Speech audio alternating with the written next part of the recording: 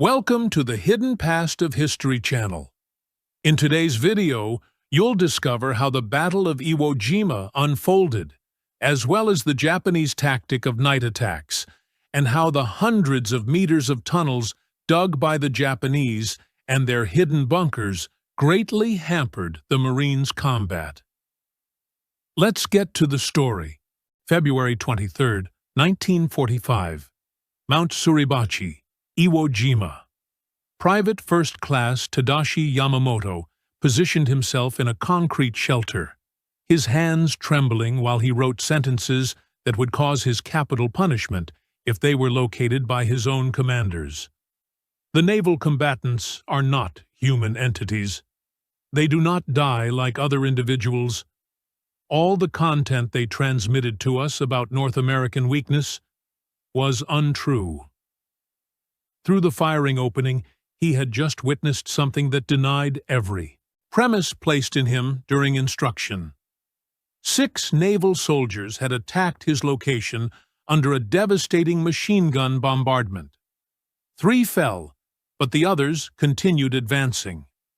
When their allies threw a sequence of grenades, one soldier endured the detonation with his own physique to preserve his group and continued fighting with terrible injuries until, physically, he was no longer capable of sustaining his weaponry. The remnants conquered the post in a few moments.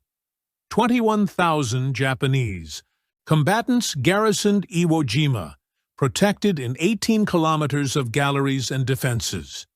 They had received the guarantee that they would face fragile North American units that would yield under tension.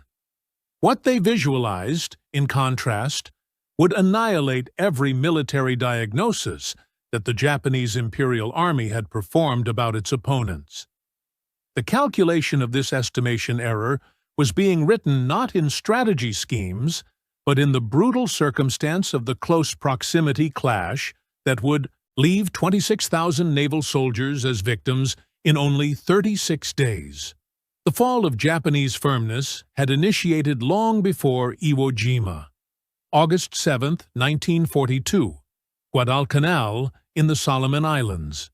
Corporal Hideo Takahashi, an ancient combatant of the operation in China, where the Japanese groupings seemed unbeatable, noted in his notebook after the first week of fights, "The North Americans who arrived are distinct from any rival we have already fought.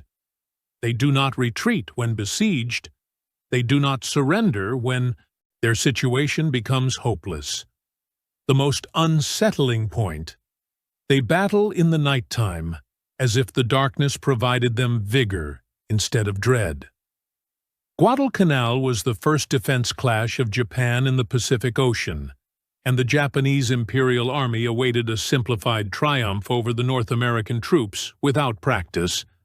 The first division of naval soldiers that landed totaled a little more than 16,000 combatants. The Japanese military analysis had reported the Marines as prominent units. Certainly, but still, North Americans, fruits of a liberal and weak collectivity that estimated personal well-being above collective renunciation. In a few days, every assumption proved to be fatally incorrect. Lieutenant Shigeru Fukudome headed an expanded unit with goals of reconquering Henderson Field on the night of August 20th. His grouping of 200 combatants had defeated Chinese divisions 3 times larger. They progressed in a traditional manner, certain that the North Americans would enter into despair in the darkness. The naval soldiers awaited in carefully assembled posts with connected firing sectors. The unit of Fukudome walked into an annihilation sector. What occurred next defied everything in Japanese tactical science. Instead of protecting themselves and waiting, the Marines reacted immediately in the dark, using automatic armaments with devastating rigor. The notebook of Fukudome, found after his death 3 days later, detailed his amazement. "They struck us during the IB night. We are the ones who invest at night. They walked through a forest that we judged impassable. They exterminated in silence, and then vanished. At sunrise, 90 combatants of my unit remained. The North Americans had 12 casualties. The model repeated itself in all of Guadalcanal. The Japanese forces, accustomed to rivals who crumbled under Banzai investments, located naval soldiers who preserved the posts until they were physically overcome and then battled in hand-to-hand combat with combat knives, daggers, and their own hands. Sergeant Kenji Matsumoto, who resisted 4 months in Guadalcanal before departure, wrote in a correspondence intercepted by North American intelligence, "We were instructed that the North Americans are centered on themselves, that they do not give of themselves for their allies. This is a lie. I observed a naval machine gun operator continue firing with both legs destroyed until the Japanese infantry eliminated him from very close. His assistant promptly assumed the equipment and continued firing. We lost 40 combatants to that location." The instruction of the naval soldiers that molded such combatants left the Japanese military analysts perplexed. Soldier Yamamoto, who later would face the Marines in Iwo Jima, knew of them initially during intelligence classes in 1943. The instructor, a high-ranking commander who had interrogated captured Marines, seemed truly uneasy. The North American naval soldiers go through a training that would be judged as grave torture in any educated armed force. They are broken mentally and physically, and then assembled into something that rarely recalls the fragile civilians who entered. They are oriented to view death in fight as something dignified, to never surrender, to battle until being physically incapacitated. This seems familiar. Yes, they imitated our Bushido, but they added something that we did not anticipate: the North American factory competence. The Union proved to be devastating.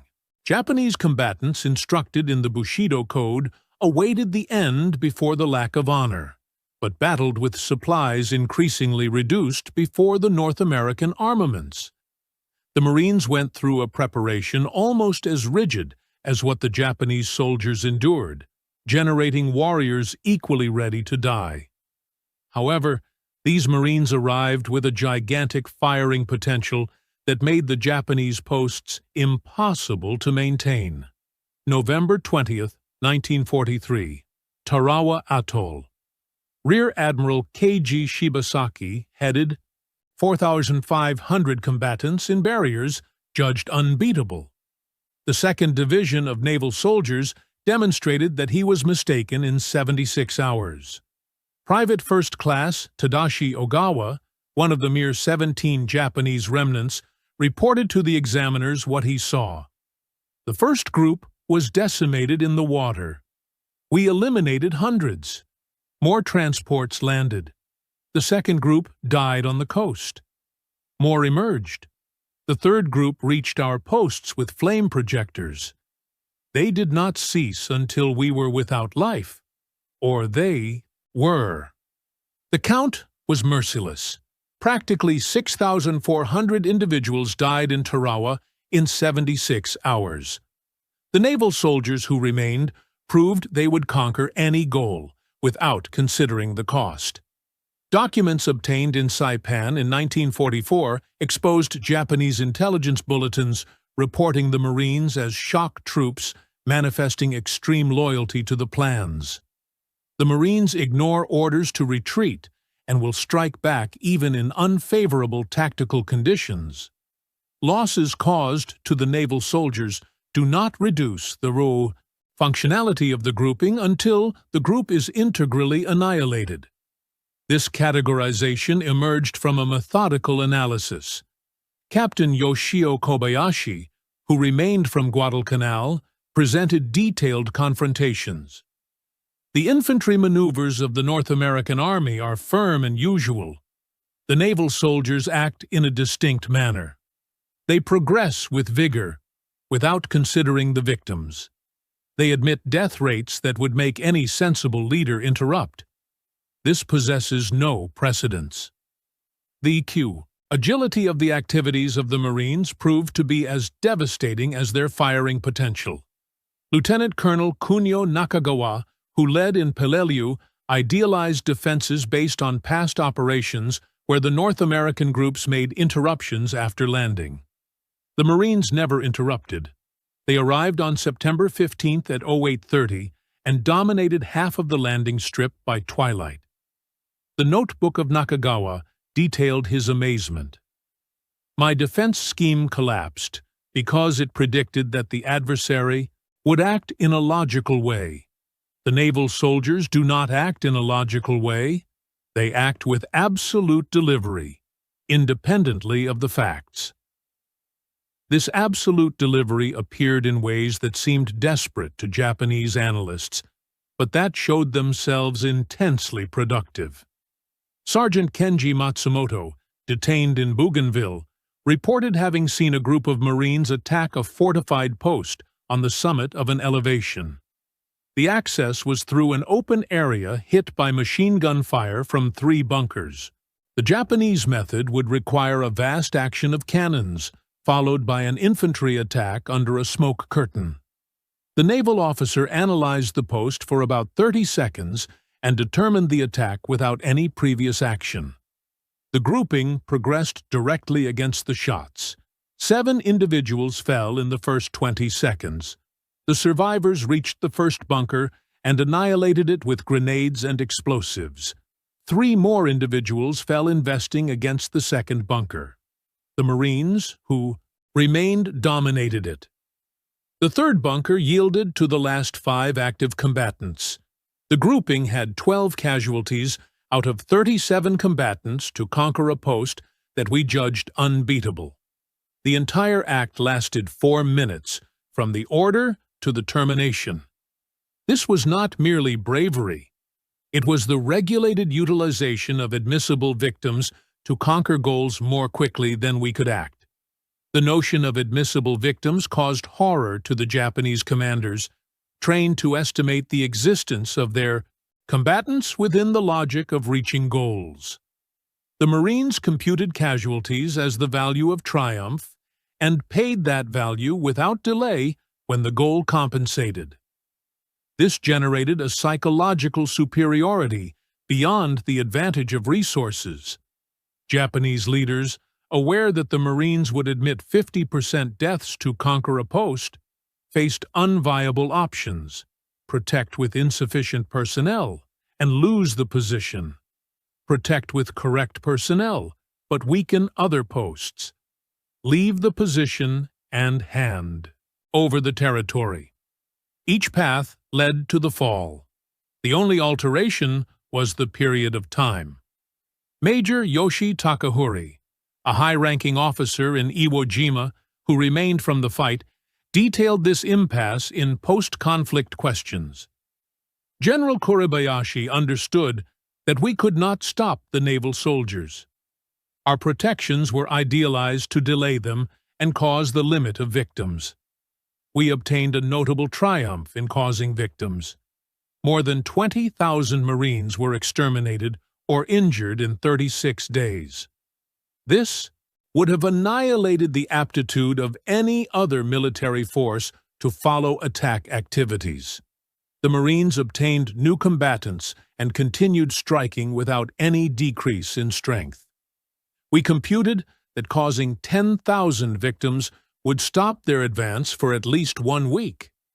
They had 10,000 victims in the first week, and their progression never reduced in speed. This exposed the essential disproportion. They were able to replace the victims more quickly than us. They possessed 50 divisions of naval soldiers in the Pacific sector or in training in the United States. We possessed limited combatants in each location. Mathematical logic dictated our fall. Mathematical logic went beyond the mere quantity of men. The Marines landed with a support of transport and cargo that allowed constant activities in strengths that the Japanese groups could not equal.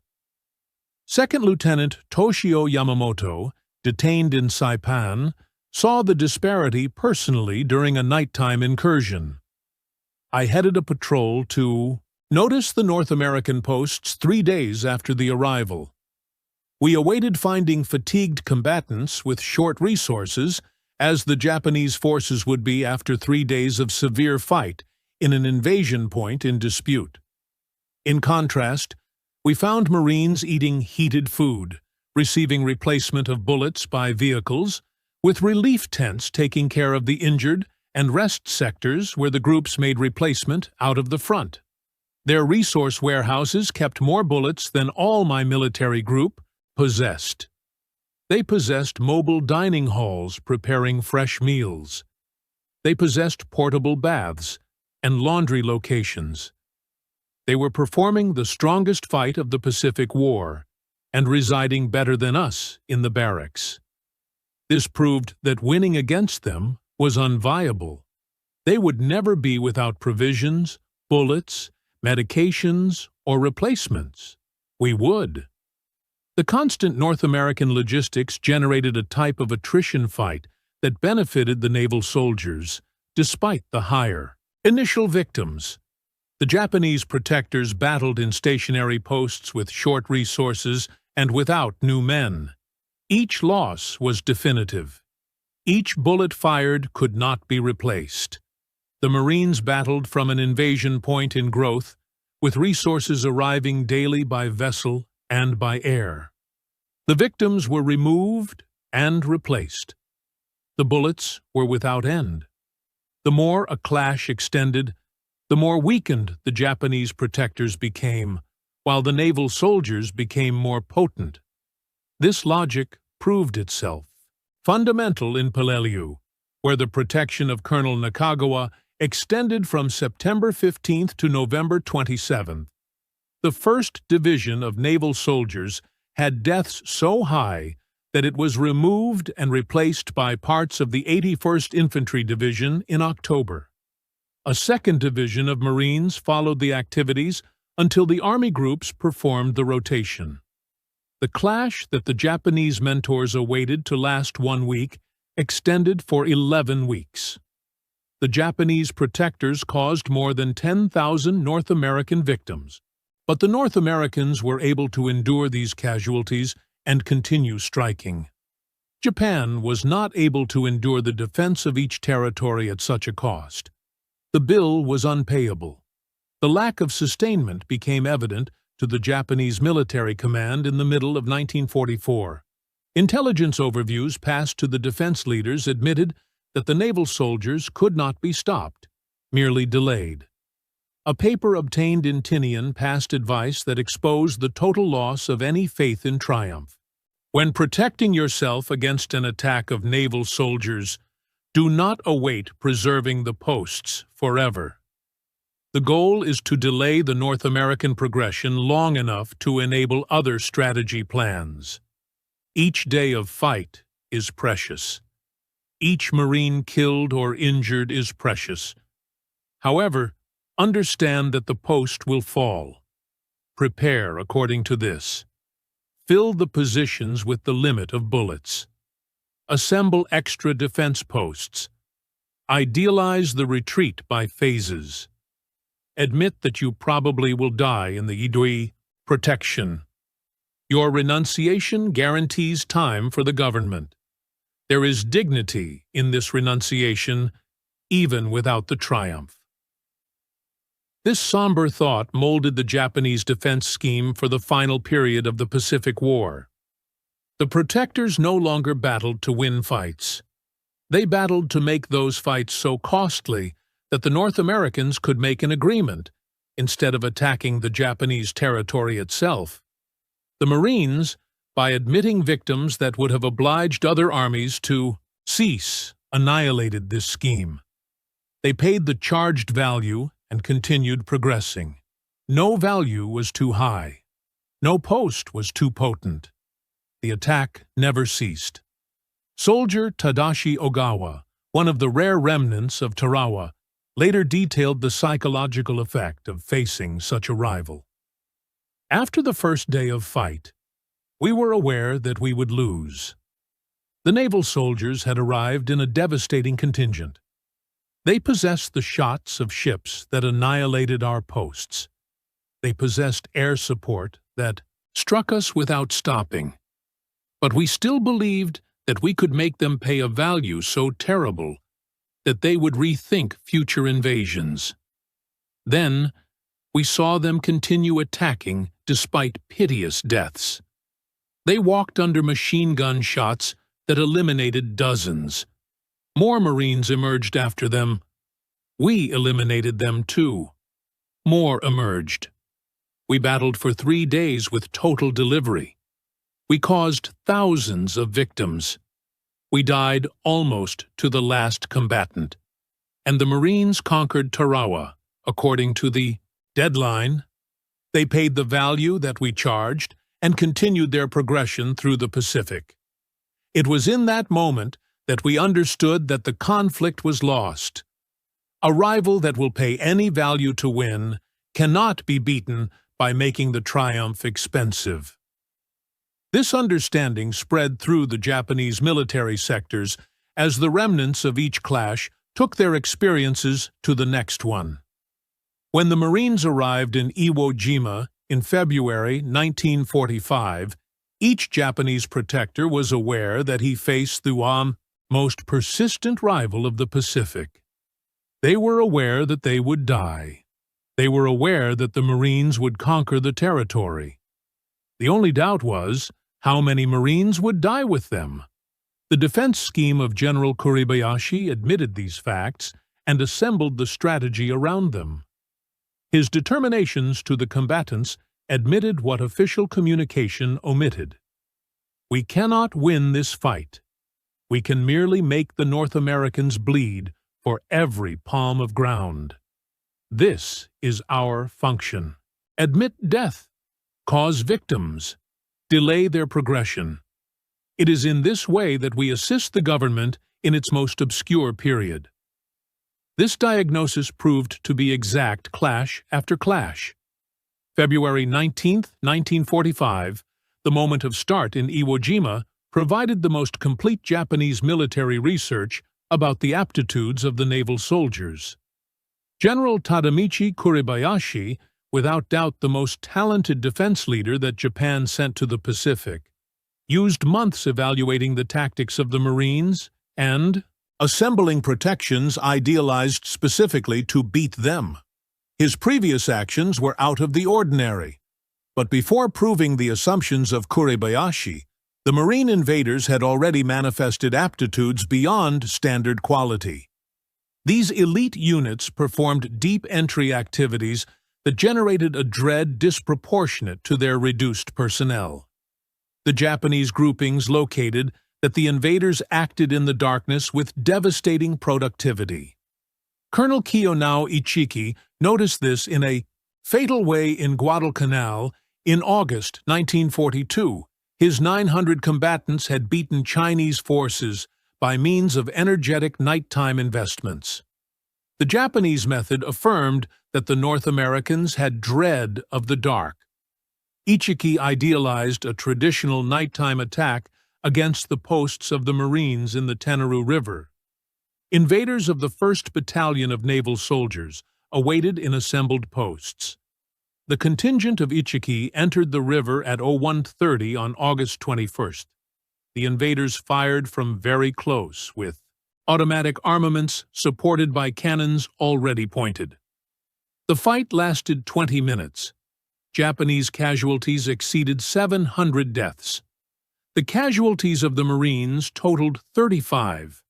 The invaders were later extinguished and added into usual divisions of Marines in 1944, but their tactics spread throughout the sector.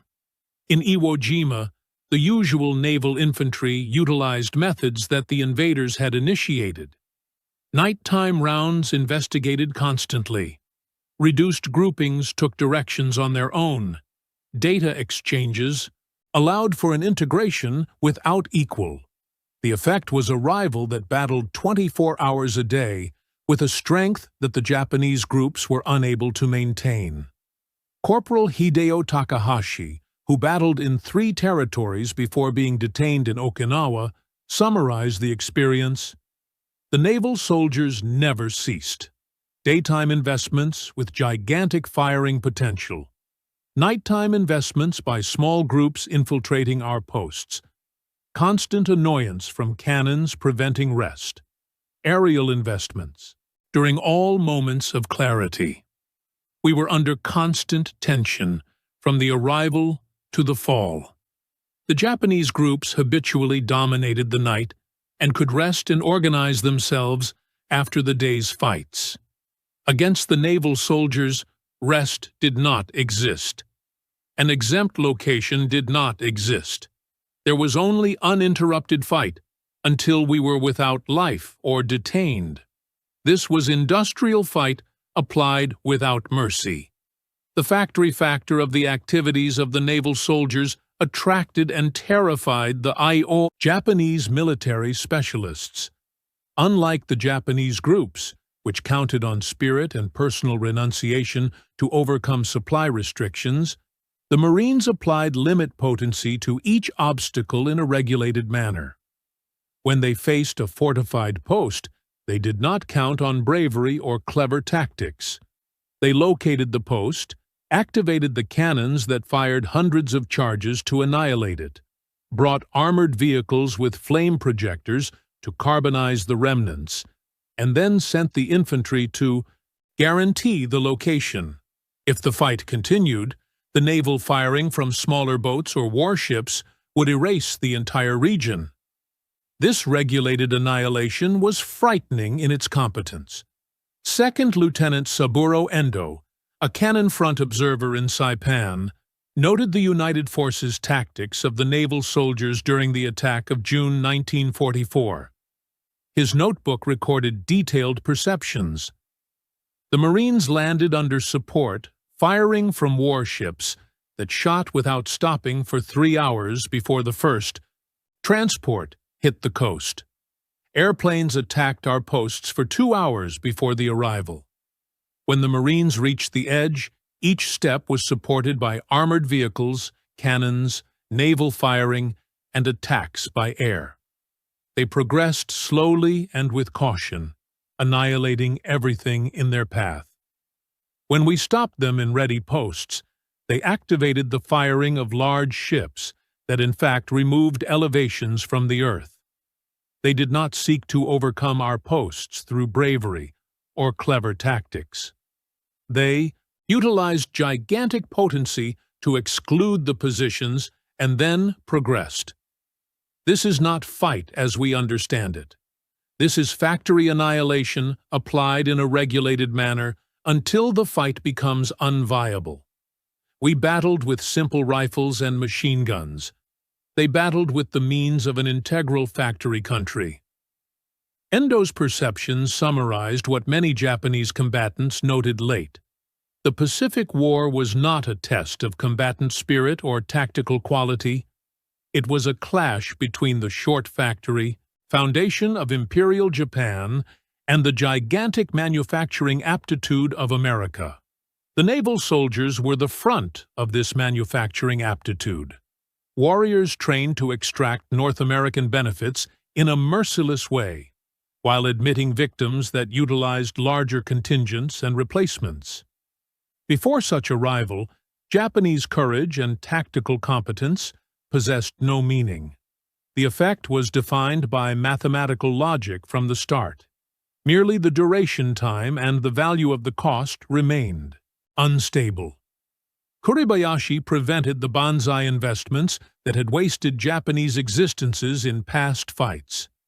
He assembled a layered defense that led the Marines into annihilation sectors covered by varied bunkers. He arranged the cannons to launch terrible shots at the arrival strips. He erected 11 miles of galleries linking 1,500 posts in crevices. Each path was noted for the firing of grenade launchers and cannons. The coast was a fatal ambush. 3 divisions of naval soldiers, 70,000 combatants, landed on Iwo Jima on February 19th. Kuribayashi's defenses acted exactly as idealized. The naval attack barely reached the defenses. The Marines arrived in regulated groups and promptly had terrible victims. In moments, the dark volcanic dust was replete with the dead and injured. Japanese cannon observers made an impeccable firing adjustment. The attack seemed to be failing. Then, something occurred that Kuribayashi had not predicted, although he should have, based on past fights. The naval soldiers did not retreat to organize themselves. They progressed into the cannon shots. They located the spaces between the Japanese posts and used them. When the bunkers stopped the progression, Annihilation groups crawled under fire to destroy them. When those groups died, other Marines entered in their place. The investment never ceased. Private First Class Tadashi Yamamoto saw from his shelter while the Marines attacked the post to his right. His notebook notes the lack of logic felt by the Japanese protectors. A naval flame projector group approached the bunker. We eliminated the person in charge. His assistant held the equipment and continued. We eliminated him. A third Marine held the equipment. We injured him gravely. He continued firing until the equipment was without charge. Then, he threw grenades into the firing gaps until we eliminated him. Until that moment, Annihilation technicians had reached the door of the bunker. The post was lost. This occurred 30 times, in the first hour. How does one overcome individuals who do not cease? The realization, as the Japanese protectors noted, was that no solution existed. The merciless numerical logic of Iwo Jima proved the naval method in its most authentic condition. 70,000 Marines landed. 26,000 became victims, encompassing practically 7,000 deaths. However, all of the 21,000 Japanese defenders died, with the exception of 1,000 who were detained, most because they were without consciousness or too debilitated to offer opposition. The naval combatants paid an almost immeasurable value, but they conquered every goal. Kuribayashi himself, who resisted until the end of March 1945, wrote his final diagnosis in a communication transmitted in a hidden way to Tokyo before the post collapsed. The naval soldiers are the most productive combat force I have ever located. They hold several attributes that make them singularly dangerous. First, their training generates combatants ready to admit casualties that would fragment other groups. Second, their firing potential exceeds ours by a proportion of 5-to-1 in cannons and 10-to-1 in air support. Third, their lower-ranking leaders take resolutions at the group level that our commanders take at the unit level, allowing them to take advantage of chances more quickly than we can act. Fourth, and the most determining, they never cease the attack. No protection exists that can resist this union for an indefinite time. This final detail terrified the Japanese protectors across the Pacific. The combatants were able to admit the fall in fight. They were able to note being in inferiority of armaments or methods. What they were unable to understand was a rival that merely did not cease without considering the losses. Corporal Hideo Takahashi, who battled in 3 territories before being detained in Okinawa, detailed in a testimony after the conflict. It is necessary to note the distinction between the naval soldiers and other North American groups. Army units would attack, have losses, and retreat to organize themselves. This is a coherent military norm. The naval soldiers would attack, have losses, and continue attacking over the mortal remains of their own allies. This is not a military norm. It is something totally distinct. The characteristic that made the Marines so feared was purposefully generated through training that fragmented the entrance until nothing remained. and then reconstructed them into warriors whose personality was inseparable from the group itself. Papers obtained in Saipan encompassed records of questions to a naval detainee who detailed the change to the perplexed Japanese intelligence specialists. The instruction center lasts 8 weeks. In the first month, the instructors annihilate everything that exists of civilian in the entrant. They state that you possess no value, that you will never be a Marine, that you should give up and join the army. The rigor is mental and physical. You are coerced until you judge that you cannot proceed, and then you are coerced even more. Those who give up are exposed to public shame. Those who resist discover that surrender is not a possibility. The record of the questions noted the reaction of the Japanese commander. This recalls our own training, but in a more regulated way. However, the naval detainee then reported something that possessed no similarity in Japanese military instruction. In the second month, the instructors assemble you as a Marine. You discover that you integrate something larger than your own self, that every Marine who has ever existed is your relative. This generated something singular. The Marines battled because to fail meant to dishonor every Marine who had already lived. Mental coercion generated combatants who would progress when logical thought directed stopping. The Japanese groups located this conduct in its most intense condition during the Banzai attacks that should have achieved success, but failed in a terrible way. October 24, 25, 1944, Saipan. Colonel Takuya Takashi headed about 3,000 Japanese combatants in a final Banzai investment against the posts of the naval soldiers. The Japanese norm stated that such an investment performed with full delivery would annihilate any protection through pure aggressiveness and the dread of the protectors of being overcome. The naval soldiers of the 27th Infantry Division, situated in the path of the investment, were almost all at rest when the charge, initiated at 03 Daro. Japanese combatants launched themselves into the ranks of the Marines, crying, "Bayonets fixed," overcoming the front posts through raw quantity. The usual norm would request a retreat while fighting to organize. The Marines reacted immediately. Commanders and sergeants assembled desperate defenses in determining locations. The Marines used every piece of equipment available, from cannons firing from very close to trench daggers in physical clash. The fight extended for 4 hours. When the light of day emerged, the Japanese bodies occupied a sector of 500 meters in length. The North American casualties totaled 90 deaths and 247 injured. 3,000 Japanese combatants died. Private First Class Taishi Yoshida remained from the charge with serious injuries. His record of questions, kept 3 days later, detailed the amazement felt by the Japanese combatants. They transmitted to us that the North Americans dread close clash, that they count on firing potential because they are cowards by nature. We progressed against their posts, awaiting that they would break.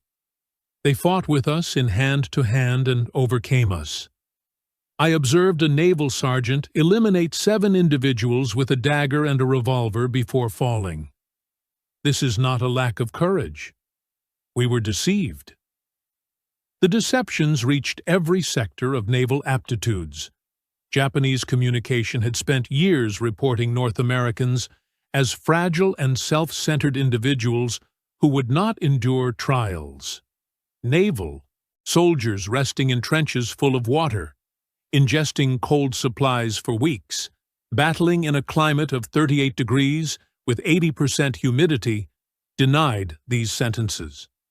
Japanese combatants supposedly trained for hardness observed the Marines having success in situations that challenged Japanese tolerance to its extremes.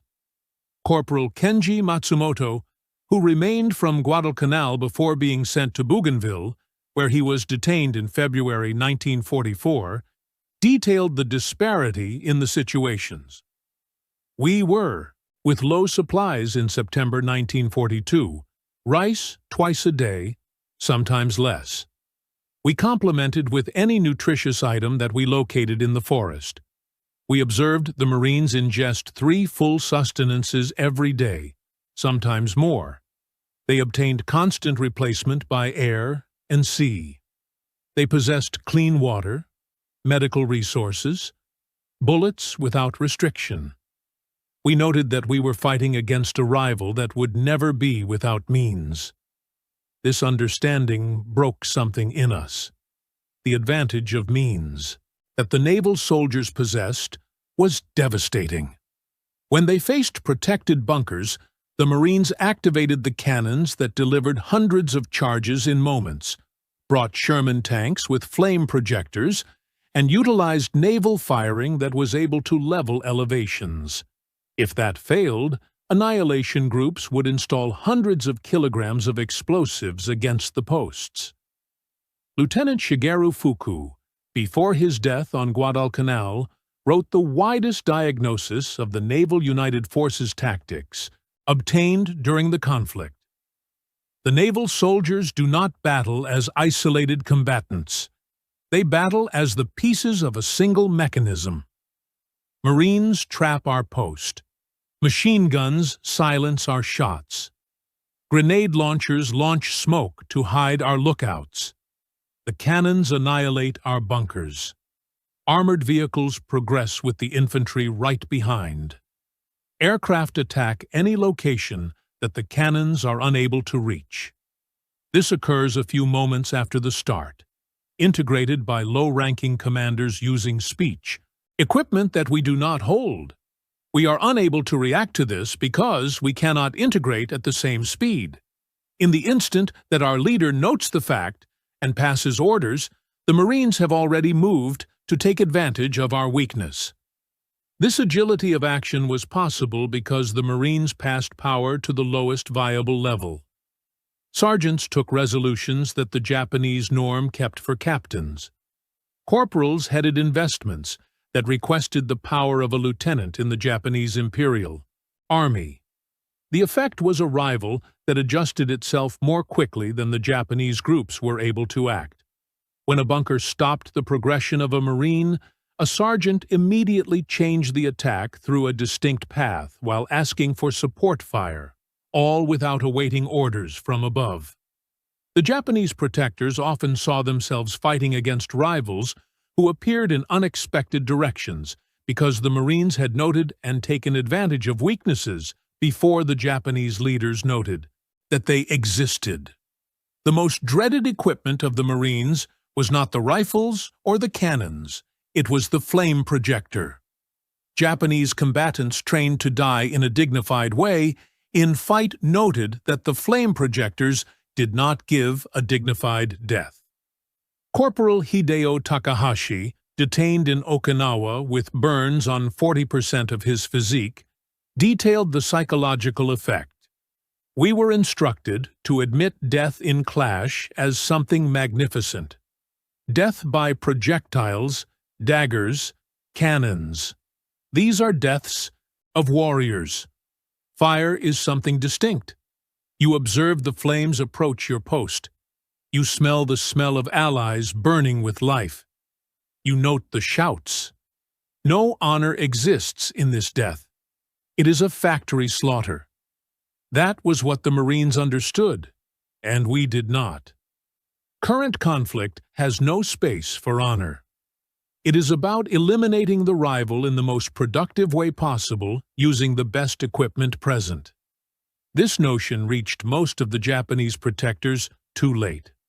In 1944, every Japanese combatant in the Pacific was aware that facing the Marines meant facing the most fatal union of training, supplies, and norms that the North Americans held. Intelligence communications passed to the defense groups reported the Marines with a mix of consideration and dread that came close to irrational belief. The Marines who landed on Iwo Jima on February 19th faced protections idealized not to push them away, but to cause injuries in ways that would annihilate North American firmness. Each bunker was situated to request a direct attack. Each crevice entry was guarded by varied firing posts. Each meter of ground cost existences to be conquered. The plan failed because it understood the culture of the Marines incorrectly. High losses did not break the spirit of the Marines. They raised it. Each fallen Marine requested retaliation. Each day of severe clash firmed the will of the survivors to win. The worse the clash became, the more intensely the Marines battled. This was impossible to understand for the Japanese military mentality, which predicted that even faithful groups possessed a limit. Private First Class Tadashi Yamamoto, who remained until March 10th before dying in his bunker, wrote his last note in the diary on the previous night. "Tomorrow, the Marines will reach this post. We eliminated hundreds of them in the last 3 weeks. More emerge every day. They do not weaken. They do not lower the speed. They do not stop. I judged that our spirit was more potent than the North American material attachment. I was mistaken. The Marines possess as much spirit as material means. They hold bravery equal to ours, united with armaments and supplies that we are unable to equal. They are what we said we were. We are what we said they were. This is the truth that we die aware of." His bunker was annihilated on the following morning by a naval annihilation group after a 6-hour clash that eliminated all 11 protectors and injured 3 Marines. The post delayed naval progression for a mere 40 minutes before being surrounded by other groups that continued progressing while combat technicians destroyed the bunker. This model repeated itself in Iwo Jima thousands of times. Japanese protectors battled with hopeless bravery, causing piteous losses, achieving nothing beyond their own deaths. The operation ended on March 26th. The final data narrated the report of what occurred when Marines battled against the best protections that Japan was able to assemble. 21,000 Japanese protectors died. 1,000 surrendered, most because they were without consciousness or physically unable to oppose. The naval soldiers had 26,000 victims out of 70,000 active individuals, almost 40% losses. Any other military group would have requested months to re-establish itself. The 3rd, 4th, and 5th Divisions of naval soldiers were returning to combat in 6 weeks. This aptitude to absorb losses and continue battling became the marking trait that caused the most dread to Daituturi, the Japanese protectors. Corporal Kenji Matsumoto, detained in Hawaii after his capture, detailed in a 1946 testimony what the Japanese combatants felt when facing the Marines. The worst part was being aware that they would never stop. You were able to eliminate half of a group of Marines, and those who remained would continue attacking. You were able to injure their commanders, and sergeants would take the leadership. You were able to fight against them until fatigue, and they would attack again. On the following day, no path existed to win. You merely were able to eliminate them until they eliminated you. This is not conflict. This is annihilation of both. And the Marines possessed more individuals than us. The North American factory aptitude that generated replacement groups of Marines disturbed the Japanese military mentors. Intelligence communications from the end of 1944 noted that the Marine divisions had 75% losses at Peleliu in September 1944, returning to full contingent in 3 months. These new combatants landed on Iwo Jima in February, and battled with the same productivity as the former ones. This aptitude to remake beaten groups was beyond Japanese aptitude. The Japanese Imperial Army did not possess a comparable training method, no replacement network that was able to preserve the quality of the group while absorbing fatal losses. North American competence reached every sector of the activities of the Marines. Injured Marines gained medical care a few moments after being hit.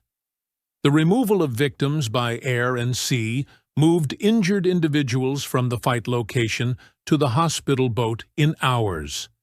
Blood fluid, infection-fighting medicine, operation care that preserved lives at rates without precedent in the military report. Japanese injured often died for lack of medical resources, from infected injuries, from damages that North American medicine took care of in a usual way. Detained Japanese combatants noted Marines who should have died from damages that would have eliminated Japanese combatants, in contrast, remaining to battle again. The final humiliation emerged after the Japanese surrender in August 1945. Marines took the Japanese main islands awaiting opposition from a people oriented to die instead of surrendering. In contrast, they located individuals exhausted and grateful that the conflict had ceased.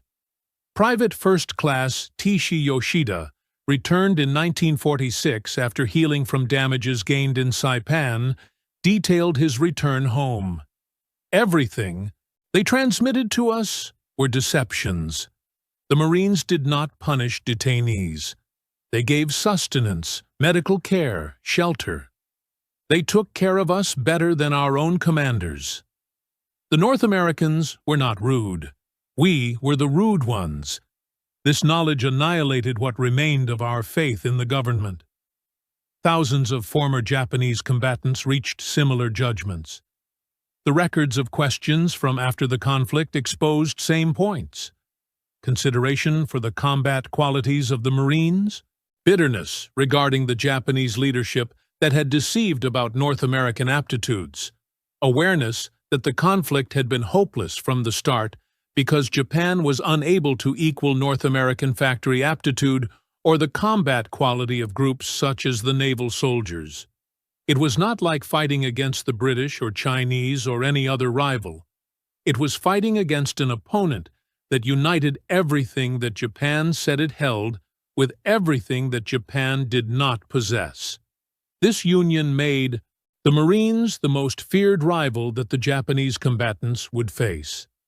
The Japanese leaders chose death. The Marines gave it with regulated competence. That was why the Japanese combatants feared fighting against the Marines more than any other group. The Marines stated that they would conquer the goal, and they conquered it. They stated that they would admit any value, and they paid it. They never stopped.